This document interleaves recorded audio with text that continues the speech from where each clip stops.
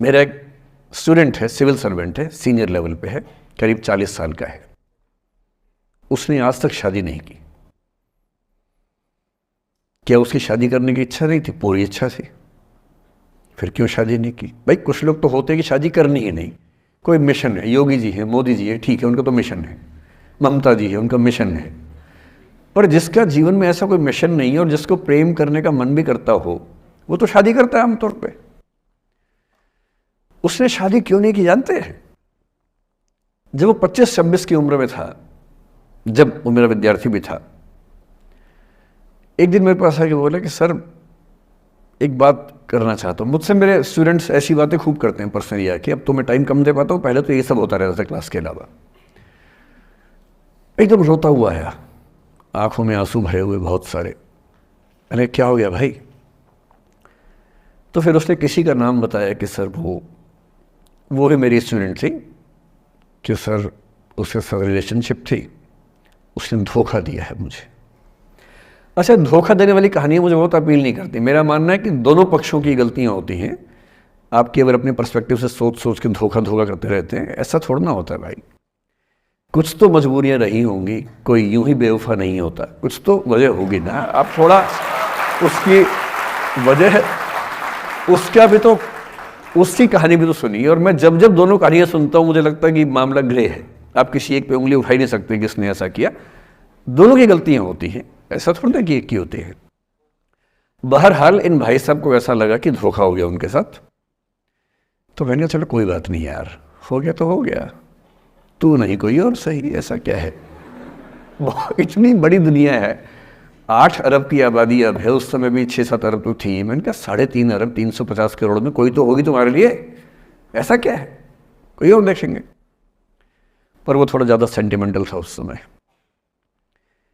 धीरे धीरे पता नहीं उसके मन में क्या बैठ गया, उसके मन में ये बैठा कि दुनिया की सारी लड़कियां धोखेबाज होती हैं। ऐसे मूर्खों की कमी नहीं है दुनिया में, ऐसे बहुत मूर्ख हैं। दर्शन की दुनिया में इसे अवैध सामान्यीकरण कहते हैं, इलिसिट जनरलाइजेशन। इसका मतलब बहुत छोटे सैंपल के बेस पे ये समझ लेना कि ये थियरी पूरे ब्रह्मांड पर लागू होती है। एक लड़की ने धोखा दिया, मान लीजिए धोखा दिया, धोखा इसने दिया कि उसने दिया कि किसी ने दिया, जो भी कहानी हो, एक सैंपल से ये मान लेना कि सब ऐसे होते हैं। और उसके बाद से उसने कम से कम 10 बार कोशिश की, 10 लोगों से मिला, बातचीत की शादी के लिए। डेटिंग तो क्या करेगा 40 की उम्र में, लेकिन हाँ बातचीत करके देखा कि शायद रुचियाँ मिल जाएं, स्वभाव मिल जाए तो शादी के बारे में सोचें। हर बार 3-4-5 मीटिंग के बाद वापस हट जाता है। अब तो मैंने पूछना बंद कर दिया है। जब तक मैं पूछता था बोलता था कि सर 3-4 मीटिंग के बाद लगता है कि ये भी वैसी ही है। मैंने कहा भूल जाओ भाई, उससे भूल जाओ, बात खत्म हो गई। उसके बच्चे घूम रहे हैं आजकल स्कूल में, अब तुम कम से कम शादी तो कर लो। वो भाई साहब आज तक अकेले हैं और अब तो बाज़ार में मूल्य भी कम हो गया उनका, अब विकल्प भी ज़्यादा नहीं मिलते हैं। अब जो विकल्प मिल रहे हैं वहाँ उसकी रुचि और कम हो गई है। तो पूरी संभावना है कि वो जीवन अकेले ही गुजरेगा अब उसका। एक अंतिम एग्जाम्पल देके फिर मैं निष्कर्ष की तरफ बढ़ूँगा।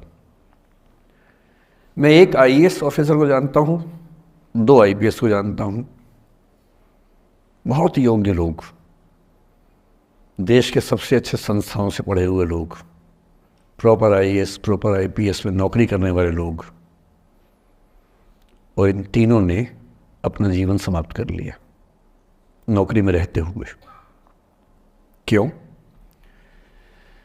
क्योंकि नौकरी और घरेलू जो दुविधाएं थी उनको झेल नहीं पा रहे थे, ना झेल पा रहे थे, ना भूल पा रहे थे, लेट गो नहीं कर पाए तो गिव अप कर दिया। और इसलिए मुझे अक्सर लगता है कि जितनी चीज़ें हम सिखाते हैं बच्चों को, हिस्ट्री, इकोनॉमिक्स, लिटरेचर, वो सब ठीक है, उनका भी महत्व है।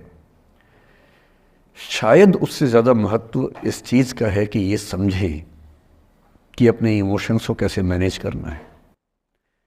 जब जीवन में ऐसा लगे कि सब खत्म हो गया है, जब जीवन में लगे कि बहुत टॉक्सिक किस्म की लाइफ हो गई है, उससे बाहर कैसे निकलें, शायद ये सबसे महत्वपूर्ण लेसन होता है जो हम सबको सीखना चाहिए।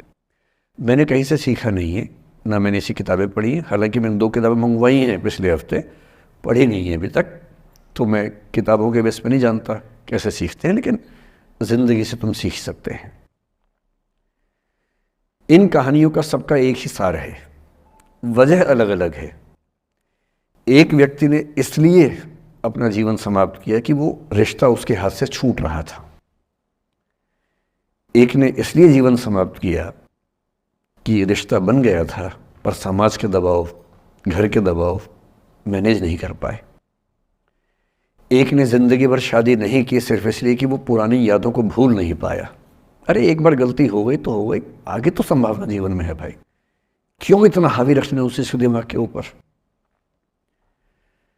कुछ लोग देश की सबसे अच्छी नौकरी में होकर हर पैमाने पर सफलता की हर कसौटी पे खरा उतरने के बाद जीवन नहीं बचा पाए, क्योंकि दूसरों की नज़र में आप बहुत सफल हो जाए, अपनी नज़र में शून्य हो, तो फिर जीवन कैसे बने, जीवन कैसे बचे। इन सारी कहानियों का मूल भाव एक ही है, अगर आप खुद को हैंडल नहीं कर सकते तो दुनिया को क्या हैंडल करेंगे। दुनिया को हैंडल करने से पहले खुद को हैंडल करना सीखना पड़ता है, और उसका सबसे आसान जो रामबाण उपाय है उसको बोलते हैं द आर्ट ऑफ लेटिंग गो, जाने दो। वो अफसाना जिसे अंजाम तक लाना न हो मुमकिन, उसे एक खूबसूरत मोड़ देकर छोड़ना अच्छा। साहिर ने लिखा, प्रेम की दुनिया के बारे में साहिर से अच्छा कौन लिखेगा। तारुफ समझते, तारुफ ना परिचय, इंट्रोडक्शन। कहते तारुफ रोग बन जाए तो उसको भूलना बेहतर। अरे परिचय हुआ किसी से, आपकी भाषा में इंट्रो हुआ, यही बोलते हो ना आप लोग, इंट्रो हो गया, इंट्रो हुआ, दोस्ती हुई, बाद में लगा रहे यार ये तो ऊट पटांग आदमी है या ऊट पटांग लड़की है, छोड़ो फिर, ऐसा क्या लोड लेना है। तारुफ रोग बन जाए तो उसको भूलना बेहतर, ताल्लुक बोझ बन जाए तो उसको तोड़ना अच्छा।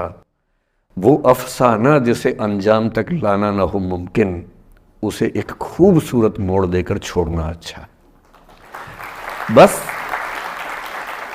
बस करना यह है कि खूबसूरत मोड़ देकर छोड़ना है, हाथ में तेजाब की बोतल लेके नहीं।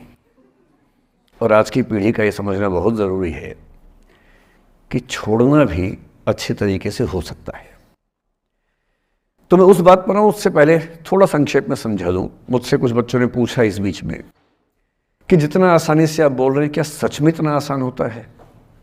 कैसे छोड़ें उन चीज़ों को जो मन पर हावी हैं, उन इमोशंस के टर्मोइल को, उन इमोशंस की इंटेंसिटी को कैसे मैनेज करें?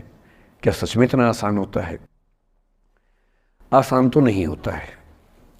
मेरी उम्र में आसान है, आपकी उम्र में आसान नहीं होता है। मेरी उम्र में क्यों आसान है? क्योंकि ये सारा खेल हार्मोन्स का है, ये सारा खेल केमिस्ट्री का है।